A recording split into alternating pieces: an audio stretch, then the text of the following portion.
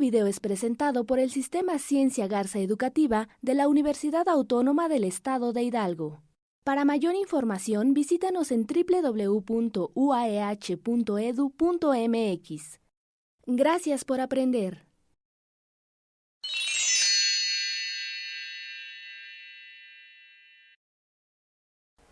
Hola, buenos días, bienvenidos a la Universidad Autónoma del Estado de Hidalgo, la Escuela Superior de Tlahuelilpan.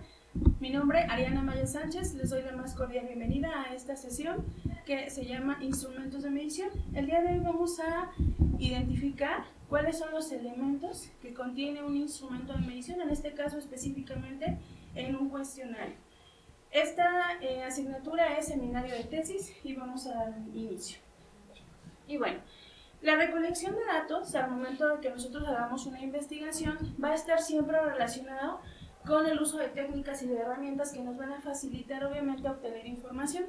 ¿Cuáles serían estas herramientas? Pues la entrevista, la encuesta y sobre todo el cuestionario, que nos va a proporcionar un panorama general de datos que nos van a servir a nosotros para iniciar una investigación.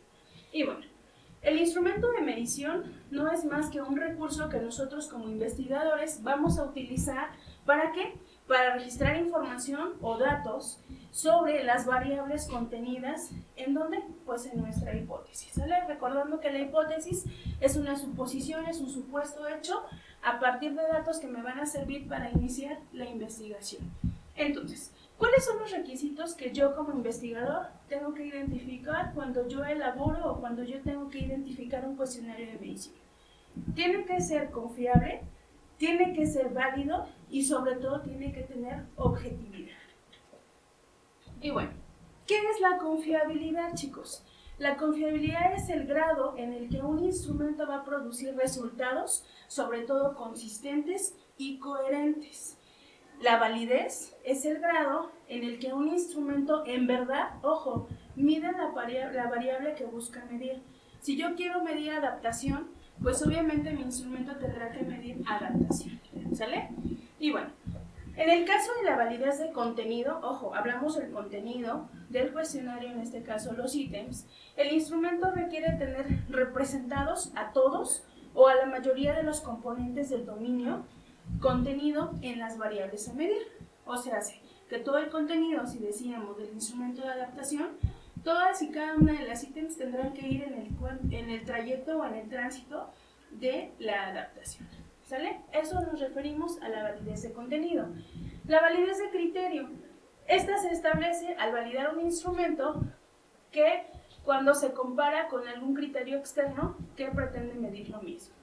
Y bueno, la validez de expertos, esta la van a otorgar, pues ya llámese los llamados expertos, y estos tendrán que ser pues especialistas en el tema que van a determinar que realmente el contenido del instrumento sea específicamente para la variable que yo estoy buscando medir. Y bueno, teniendo una confiabilidad, teniendo una validez de contenido, una validez de criterio y una validez de expertos, nos va a dar como tal una validez total en un instrumento de medición. Y bueno, ¿cuál es la relación, entre la validez y la confiabilidad? Pues esta relación entre la confiabilidad y la validez nos va a llevar a la objetividad. ¿A qué nos referimos con la objetividad? Que recuerden que era uno de los elementos que tendría que tener nuestro instrumento de medición. En este caso, la objetividad se refiere al grado que el instrumento es permeable. ¿A qué? Pues a la influencia de los sesgos. ¿Qué es un sesgo? Prácticamente sería una pérdida que a lo mejor el tránsito de la información que yo estoy obteniendo se pierda y al final de cuentas no me mida lo que es una adaptación, por ejemplo. Entonces, permeable a la influencia de los sesgos y a las tendencias de nosotros como investigadores que lo van a administrar, que lo van a calificar y sobre todo que lo van a interpretar. Y bueno, para esto les dejo este ejemplo, ¿no? ¿Cuántas veces sucede? Dame la patita. ¿Y qué hace? Pues ciertamente le entrega la patita. Esto es a lo que nos referimos con objetividad. Y muchas veces, ¿qué creen? Que desafortunadamente es algo que sucede en la investigación. Yo busco el instrumento, dice que sí mide lo que tiene que medir, pero al final de cuentas no tiene la objetividad que debe permear a los sesgos de esa investigación. ¿Sale? ¿Hasta aquí vamos bien? Sí. Y bueno, ¿cuáles son las características que debe tener un instrumento de medición? Bien importante.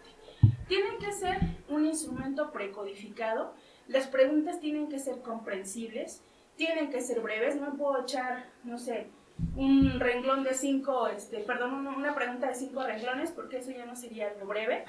Tienen que tener un vocabulario simple, que eso, en este caso los entrevistados entiendan.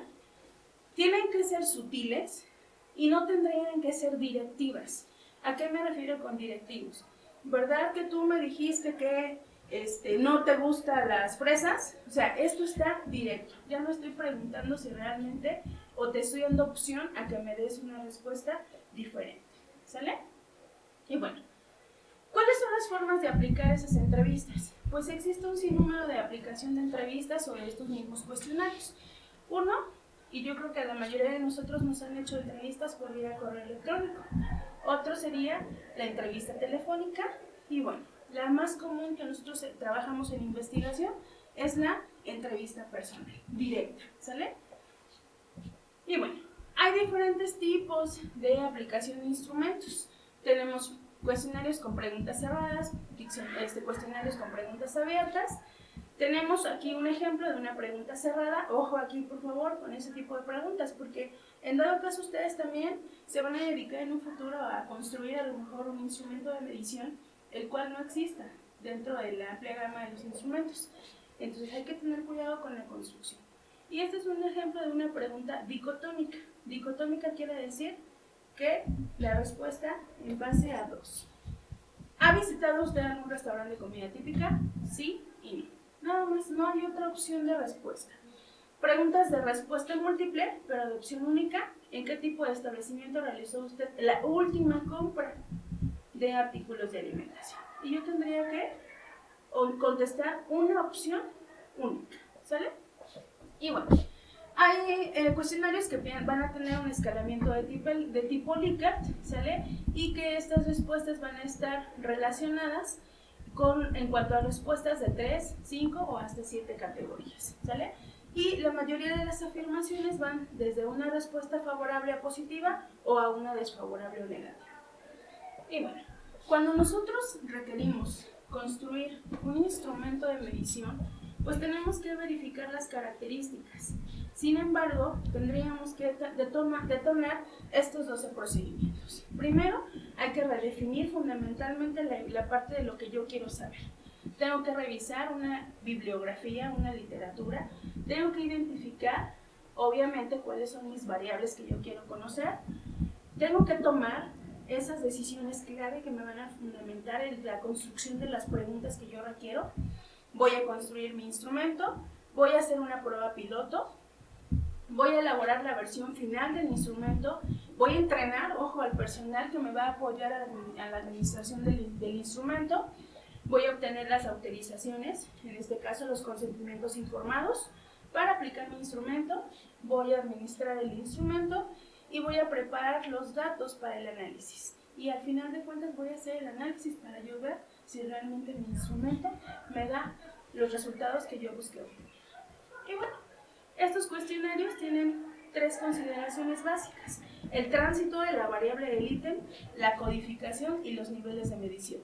Si yo identifico estos elementos, difícilmente yo voy a tener sesgos dentro de mi investigación. Y bueno, para concluir esta pequeña charla acerca de la elaboración de los instrumentos y de los cuestionarios de medición, pues es bien cierto que la elaboración de una investigación es indispensable, ¿sale? El contar con recursos para recolectar los datos. Asimismo, pues conocer los requisitos y los conceptos con los que se debe de cumplir todos y cada uno de los instrumentos para la interpretación adecuada de los resultados. Y bueno, pues espero ya haya disipado algunas de sus dudas. Pues nos vemos pronto y los dejo con esta frase de Severo Ochoa, que dice que en principio la investigación necesita más cabezas que medios.